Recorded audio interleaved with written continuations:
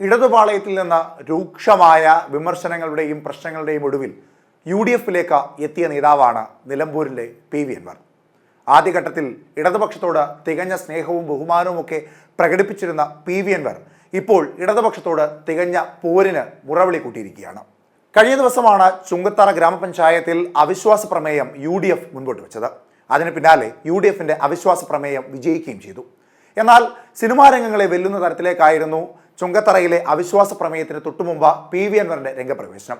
UDF പ്രവർത്തകർ ഇരുകൈ നീട്ടി PV അൻവറിനെ സ്വീകരിക്കുന്ന രംഗങ്ങളും മാധ്യമങ്ങളിൽ നിറഞ്ഞു നിന്നിരുന്നു. ഇപ്പോൾ PV അൻവർ ഇടതുപക്ഷത്തിനെതിരായുള്ള ഭീഷണി മുഴക്കിയിരിക്കുകയാണ്. ഒരു പൊതുപരിപാടിയിൽ സംസാരിക്കുന്നതിനിടെയായിരുന്നു ഇടതുപക്ഷത്തിനെതിരായുള്ള രൂക്ഷമായ ഭീഷണി അദ്ദേഹം ഉയർത്തിയത്.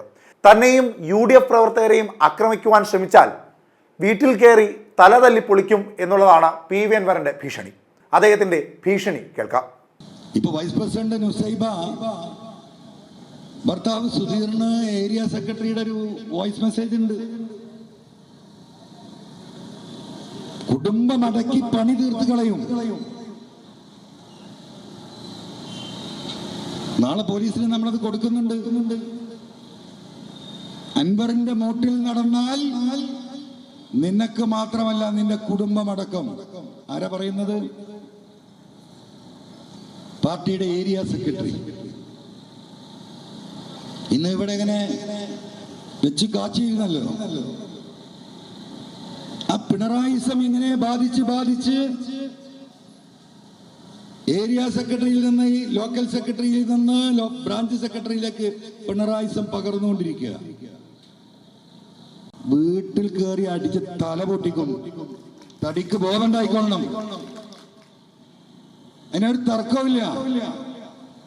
അപ്പൊ വളരെ സ്നേഹത്തോട് കൂടിയിട്ടേ എനിക്ക് ഇവരെ മദ്യം കൊടുത്തു വിട്ട നേതാക്കന്മാരോട് ഒരു ചെറിയ സൂചന, അഭ്യർത്ഥന പറയാം.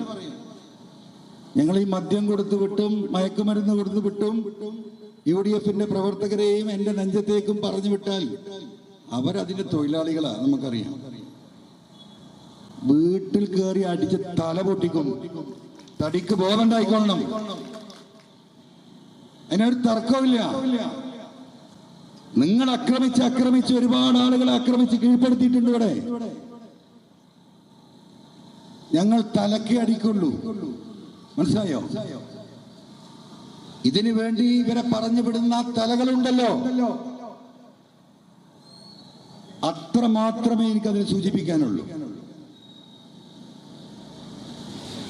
രാഷ്ട്രീയം ജനാധിപത്യപരമായി തങ്ങളുടെ ആശയം, തങ്ങളുടെ രാഷ്ട്രീയം പറയാനുള്ള അവകാശവും പ്രവർത്തിക്കാനുള്ള സ്വാതന്ത്ര്യമുണ്ട്. അത് ഈ രീതിയിലാണ് കൈകാര്യം ചെയ്യാൻ ഉദ്ദേശിക്കുന്നതെങ്കിൽ നിങ്ങളത് മനസ്സിലാക്കിയാൽ മതി. അത്രമാത്രമേ ഇപ്പൊ പറയുന്നുള്ളൂ. ഒളിച്ചു നിന്ന് രാഷ്ട്രീയ പ്രവർത്തനം നടത്താനല്ല ഞാൻ പഠിച്ചിട്ടുള്ളത്. അതിന്റെ മുന്നിൽ നിന്ന് പ്രവർത്തിക്കാൻ തന്നെയാണ് പഠിച്ചിട്ടുള്ളത്.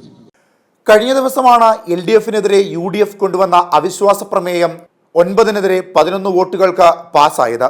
LDF അംഗം നുസൈബ UDF-നെ പിന്തുണച്ചതോടെയാണ് മുന്നണിയുടെ ഭരണം നഷ്ടമാകുന്നതിലേക്ക് നയിച്ചത്. 11 വർഷത്തിനു ശേഷം 2022-ലാണ് ചുങ്കത്തറ പഞ്ചായത്തിലെ ഭരണം CPM തിരിച്ചുപിടിച്ചത്. ലീഗ് സ്വതന്ത്രരായി മത്സരിച്ച് ജയിച്ച MK നജുമുനീസയുടെ പിന്തുണയോടെ 9-നെതിരെ 11 വോട്ട് നേടിയാണ് CPM അന്ന് ഭരണം നേടിയത്.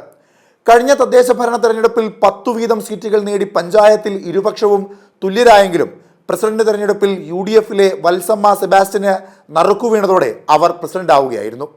ഇവർ അവിശ്വാസത്തിലൂടെ പുറത്തായതോടെയാണ് തെരഞ്ഞെടുപ്പ് നടന്നത്.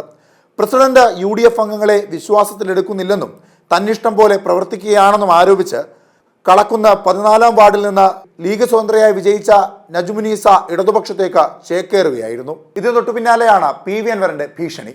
എന്തായാലും സമൂഹ മാധ്യമങ്ങളിലും ഇത് വലിയ ചർച്ചാ വിഷയമായിരിക്കുകയാണ്.